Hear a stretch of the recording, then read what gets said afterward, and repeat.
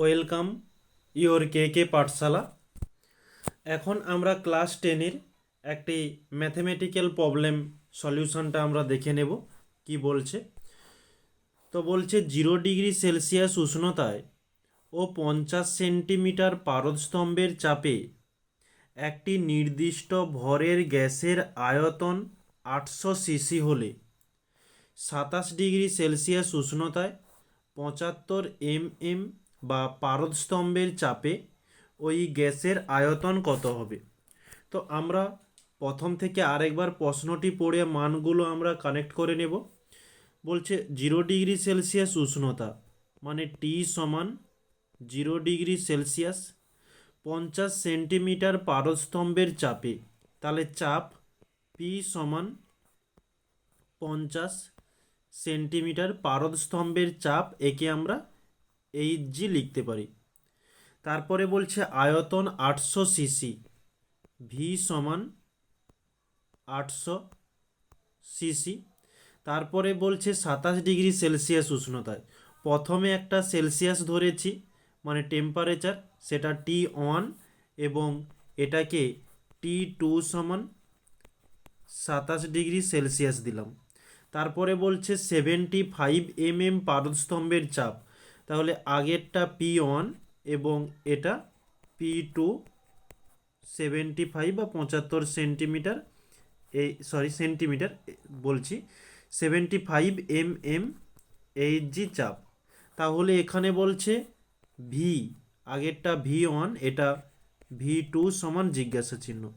তো আমাদের প্রশ্নের মধ্যে যেগুলো বলেছিল আমরা মানগুলো খুব সুন্দরভাবে সাজিয়ে লিখে নিয়েছি।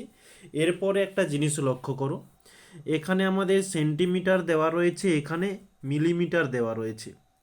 সেন্টিমিটারকে মিলিমিটারে পরিবর্তন করতে হবে, না হলে এই মিলিমিটারকে সেন্টিমিটারে পরিবর্তন করতে হবে।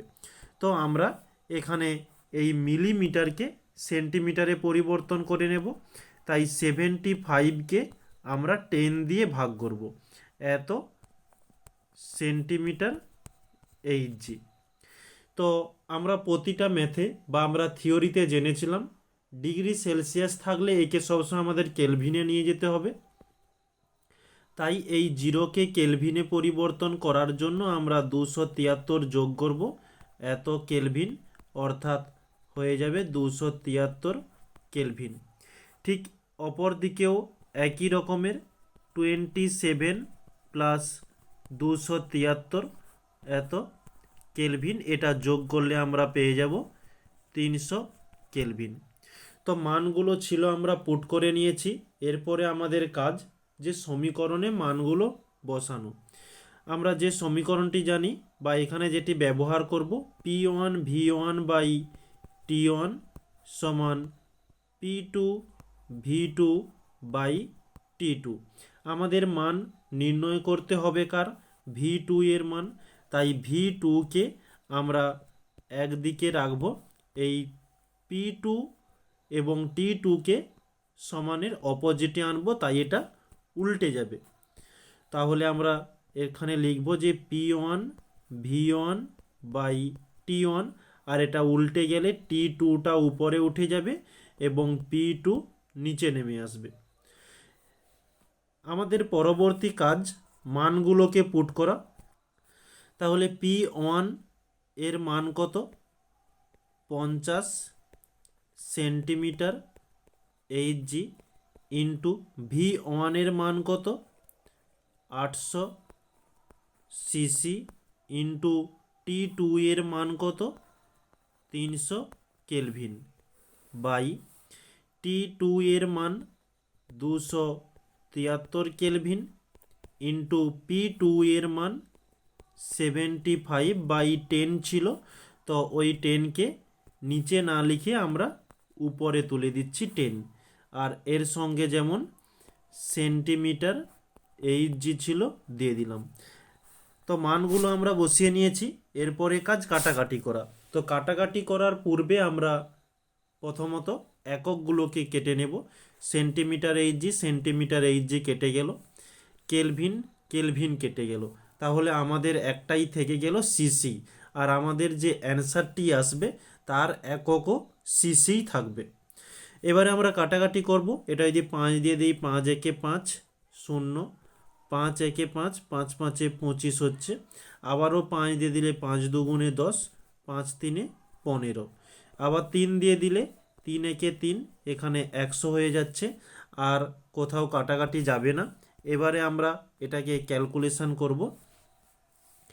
ক্যালকুলেশনটা এখানেই করছি, যে উপরে কি কি রয়ে গিয়েছে, 2 ইন্টু 800 ইন্টু 100 ইন্টু 10 সিসি, আর নিচে আছে 273।